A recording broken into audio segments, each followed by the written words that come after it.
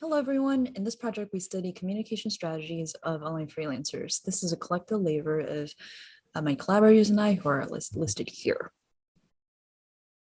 So what is freelancing and what is the online gig economy? Much like the physical gig economy, there are first workers or freelancers who provide a service, and then there are clients or consumers who seek talented individuals to help them with some work. So they go on to an online freelancing platform to buy such services. These platforms may include sites like freelancer.com, Upwork, Fiverr, etc., and they provide a variety of services. So for clients, there are many categories of work offered, ranging widely from software development to design to customer service. For workers, there can be many stressors to freelancing online. Many are drawn to it initially because of the autonomy and flexibility offered, but these advertised benefits come at the cost of no work-life separation, social isolation, and long working hours. And since workers compete with contemporaries across the world, they have no idea when their next work opportunity will be. So these resource constraints put workers in a similar situation as early stage entrepreneurs who employ strategies such as bricolage, which is the ability to make the most out of limited resources. And engaging in network bricolage can create new opportunities for workers. For example, providing them with social support and information to help overcome a lot of the asymmetries induced by the platform. But despite some of these overall hurdles of freelancing, the life cycle of an individual project is fairly standardized. It starts off with the client posting project descriptions about the work that they completed, along with any expectations about estimated time or budget. And once project description is posted, freelancers then bid on the project by submitting an application. After bids file in from multiple freelancers, the client chooses among the bidding candidates the one who they deem to be the best fit for the project. The chosen freelancer can then begin working on the project to meet their requirements. We call this the execution stage. And finally, the client approves of the freelancer's work so that they can get paid. In the study, we explored communication strategies across multiple stages. So in the bidding stage, we looked at how content-based strategies affect hiring probabilities. In the execution phase, we examined how timing-related factors affect project completion. Over the long term, we explore how these techniques affect freelancer earnings. And for each stage of the project, we separated our measures into standardization and personalization strategies. In the bidding stage, we measure personalization via first message lag similarity. This is operationalized as the cosine distance between the freelancer's current message and their previous project's first message. And personalization is measured by cosine similarity between the freelancer's bid application and the client's project description. And then in the execution phase, we have schedularity as a measure of standardization. This is operationalized as the amount of deviation in freelancer message timings over the 24-hour span. For personalization, we use just the responsiveness of a freelancer, so how much average time it takes for them to respond to the messages of a client in a project. And over the long term, we looked at how these four measures averaged across a 3-month period. Okay, so the data set that we used is a snapshot of projects posted between the first 3 months of 2010.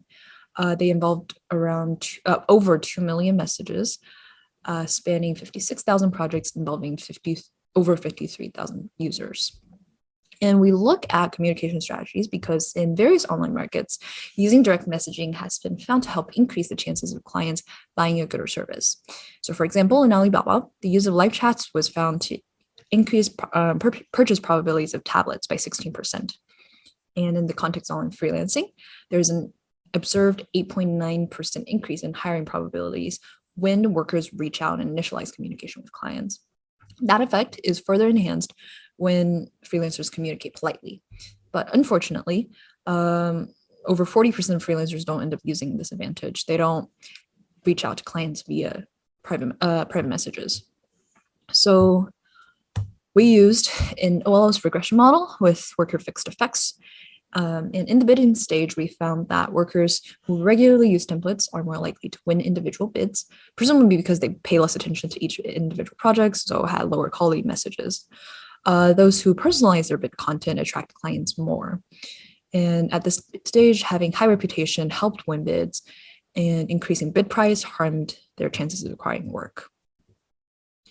In our execution stage model, we had project fix effects.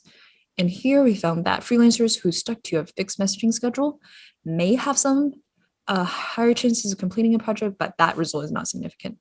Responsiveness, our personalization measure, on the other hand, does hurt the worker's chances of project completion, maybe because it implies that they're more easily distracted while working.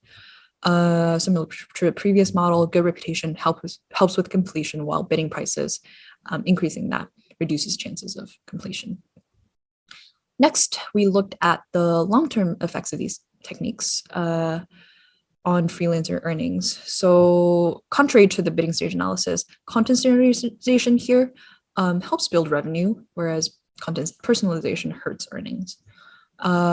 Like, to understand this kind of inverted effect, we hypothesized that the use of templates allows workers to bid more over the long term, thereby enabling them to earn higher income.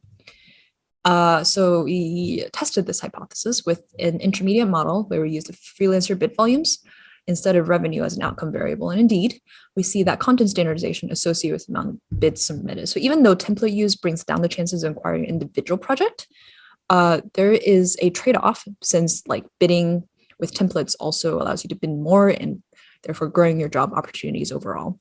Once again, reputation helps with revenue, and bidding at higher prices this time increases earnings. As a recap of our findings, we offer some suggestions for putting them into practice. So in the bidding stage, we have that if there's a worker who wants to increase the odds of getting their odds of getting a job, then they should try personalizing their messaging content to better fit the individual needs of a project, instead of using like a pre-constructed template to reach out. During execution, freelancers should refrain from instantaneously responding to client messages, as this may hinder their progress toward completion.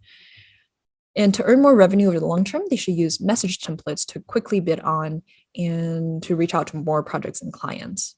So in all of our models, right, we found that a good reputation helps you in various success measures. So maintain a good reputation. It's good all around. And some implications for future work. Many platforms have included or may still include a responsiveness tag in worker profiles. This may become reconsidered, since high responsiveness can cause lower completion rates, as we found. And so to help workers personalize their service to particular projects, we can use NLP methods to extract key terms from client-written job descriptions. And in the future, we'd like to conduct more dynamic analyses to uncover more freelancing strategies to help reduce drop-off rates and improve long-term success. Thank you so much.